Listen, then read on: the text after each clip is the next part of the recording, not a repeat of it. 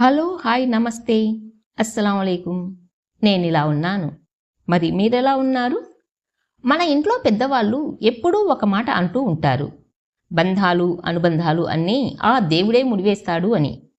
కొన్నిసార్లు మన కుటుంబాల్లో జరిగే సంఘటనలను చూస్తే ఇది నిజమేనా అని అనిపిస్తుంది. సైన్స్ వీటన్నింటినీ కేవలం ఒక యాదృచ్ఛికం, కాకతాళీయం అని కొట్టిపారేయొచ్చు. కానీ రక్త సంబంధాల మధ్య ఉండే సెంటిమెంట్ను ఆ లాజిక్లు ఎప్పటికీ వివరించలేవు. మీ ఇంట్లో కూడా ఎప్పుడైనా ఇలా జరిగిందా?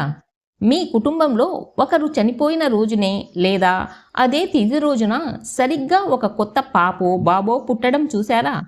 దూరంగా ఉన్న కొడుకుకో కూతురికో ఏదైనా ఇబ్బంది వస్తే ఇక్కడ ఇంట్లో ఉన్న అమ్మ మనసు విలవిలలాడి వెంటనే ఫోన్ చేయడం మీ అనుభవంలోకి వచ్చిందా? అచ్చం తాతగారిలాగానో అమ్మమ్మలాగానో వారిని అస్సలు చూడని మనవడు లేదా మనవరాలు వాళ్ళలాగే ప్రవర్తించడం మీరు గమనించారా? ఇలాంటి సంఘటనలు జరిగినప్పుడు మనకు ఒళ్ళు గగుర్లు పొడుస్తుంది. చనిపోయిన మన పెద్దవాళ్లే మళ్ళీ మన కడుపున పుట్టారని మన మనసు బలంగా నమ్ముతుంది. అసలు కుటుంబ బంధాలలో జరిగే ఇలాంటి విచిత్రమైన యాదృచ్ఛికాల వెనక ఉన్న అసలు రహస్యం ఏమిటి? ఇది కేవలం మన భ్రమ లేక రక్తపాశానికి ఉన్న శక్త్యా? ఈరోజు ఈ వీడియోలో ప్రతి ఇంటా జరిగే ఇలాంటి కొన్ని మనసుకు హత్తుకునే సెంటిమెంట్స్ గురించి మాట్లాడుకుందాం. మన కుటుంబాల్లో జరిగే అతిపెద్ద, అత్యంత విచిత్రమైన యాదృచ్ఛికం ఏమిటో తెలుసా? తేదీలు మరియు తిథులు కలవడం. చాలా ఇళ్లలో మనం గమనిస్తూనే ఉంటాం. ఇంట్లో ఒక పెద్దాయనో నాయనమ్మనో చనిపోయినా సరిగ్గా అదే నెలలో లేదా వారు చనిపోయిన అదే తిథి రోజున ఆ కుటుంబంలో ఒక కొత్త బాబో బాబో పుడతారు. సైన్స్ పరంగా చూస్తే ప్రపంచంలో రోజుకు 1,00,000 మంది పుడుతుంటారు, చనిపోతుంటారు. కాబట్టి ఇలా డేట్స్ మ్యాచ్ అవ్వడం అనేది కేవలం ఒక సాధారణ గణిత శాస్త్ర లెక్క. కానీ ఒక కుటుంబంగా మన హృదయం ఆ లాజిక్ను ఒప్పుకోదు.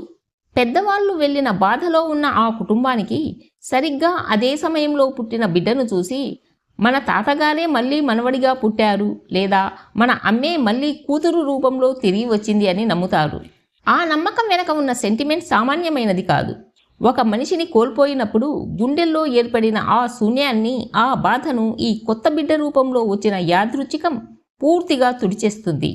ఆ కుటుంబానికి ఒక కొత్త ఆశను, ఊరటను ఇస్తుంది.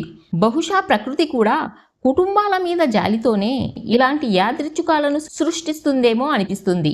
ఇక అసలైన మ్యాజిక్ ఎక్కడ మొదలవుతుందంటే ఆ బిడ్డ కొంచెం పెద్దదవుతున్న కొద్దీ చనిపోయిన ఆ పెద్దవారి పోలికలో, నవ్వులో లేదా వారి అలవాట్లలో ఏదో ఒకటి ఈ బిడ్డలో కనిపిస్తుంది. అచ్చం మా నాన్నగారిలాగే చూస్తున్నాడు, మా అత్తగారిలాగే ముక్కు మీద కోపం అని ఇంట్లో వాళ్ళు మాట్లాడుకుంటూ మురిసిపోతుంటారు.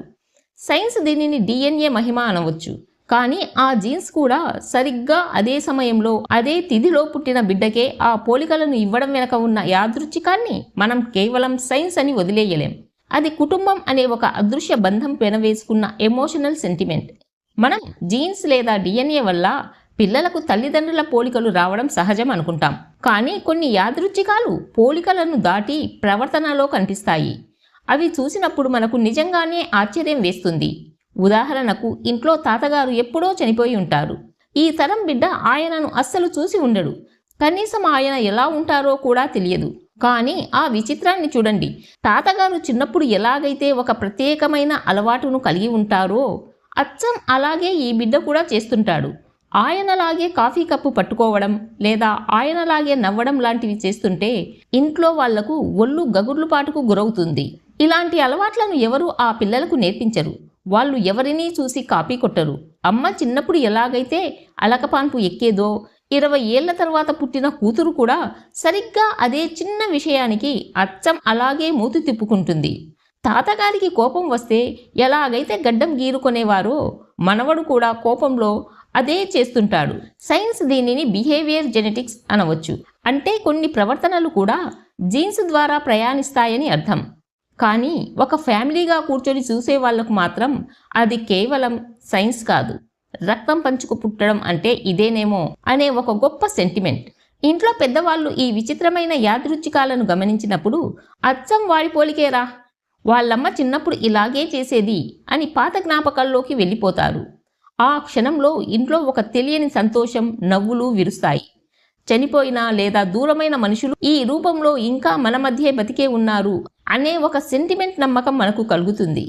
ఈ చిన్న చిన్న యాదృచ్ఛికాలే కుటుంబాల మధ్య ప్రేమను, బంధాన్ని తరం మారినా చెరగకుండా కాపాడుతుంటాయి. ఇప్పటి వరకు మనం చూసిన యాదృచ్ఛికాలు ఒక ఎత్తైతే, ఇప్పుడు చెప్పుకోపోయేది మనల్ని నివ్వెరపరుస్తుంది.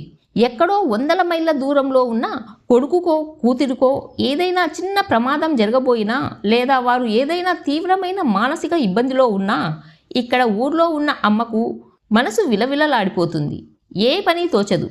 గుండెల్లో ఏదో తెలియని భయం మొదలవుతుంది. ఆ కంగారులో అమ్మ వెంటనే ఫోన్ చేస్తుంది. సరిగ్గా అదే సమయానికి అక్కడ ఆ బిడ్డ ఏదో ఒక సమస్యలో ఉండి అమ్మ ఫోన్ చూడగానే ఆశ్చర్యపోతాడు.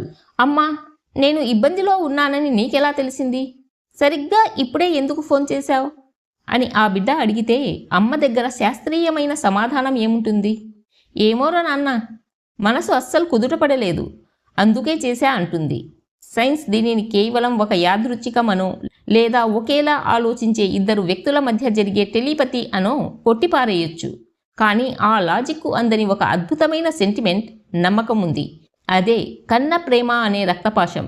మన పెద్దవాళ్ళు ముత్తాతల కాలం నుండి నమ్ముతున్న ఒక సెంటిమెంట్ ఏమంటే, అమ్మ దీవెనలు, పెద్దల ఆశీస్సులు పిల్లలకు ఒక అదృశ్య రక్షణ కవచంలా కాపాడతాయి అని. ఆ నమ్మకమే ఇరువైపులా ఒక పాజిటివ్ ఎనర్జీని క్రియేట్ చేస్తుంది. అందుకే దూరంగా ఉన్నా సరే ఆపద సమయాల్లో మనసులను ముడిపెట్టే ఈ యాదృచ్ఛికాలు మన కుటుంబాల మధ్య ఉండే బంధం ఎంత బలమైనదో మనకు గుర్తు చేస్తాయి. లాజిక్లు మాట్లాడే మేధావులకు ఇది ఒక వింత కావచ్చు, కానీ నమ్మే కుటుంబాలకు మాత్రం ఇది దైవంతో సమానం. చివరగా చెప్పాలంటే, సైన్స్ ప్రతి సంఘటన వెనక ఒక కారణాన్ని, ఒక లాజిక్ను వెతకవచ్చు. కానీ మనుషులుగా మనకు కాస్త మ్యాజిక్, కొద్దిగా సెంటిమెంట్ అంటేనే ఇష్టం. ఎందుకంటే ఈ యాదృచ్ఛికాలు మనకు ఒక అందమైన నమ్మకాన్ని ఇస్తాయి. మనం ఒంటరి వాళ్ళం కాదని, తరం మారిన మన పెద్దవాళ్ళ ఆశీస్సులు, మన అమ్మ ప్రేమ, మన రక్త సంబంధాల అదృశ్య శక్తి ఎప్పుడూ మనల్ని నడిపిస్తూనే ఉంటాయని ఇవి గుర్తు చేస్తాయి. బహుశా లాజిక్కు అందనంత అందమైనదే ఈ కుటుంబ బంధం. జీన్స్, DNA ఎక్కడో ఉండవు. అవి మన చుట్టూనే, మన ఇంట్లోనే తిరుగుతూ ఉంటాయి. మరి ఈ వీడియో చూస్తున్నప్పుడు మీకు మీ ఇంట్లో జరిగిన ఏదైనా సంఘటన గుర్తొచ్చిందా? మీ కుటుంబంలో కూడా ఇలాంటి విచిత్రమైన లేదా ఎమోషనల్ యాదృచ్ఛికం ఏదైనా జరిగిందా?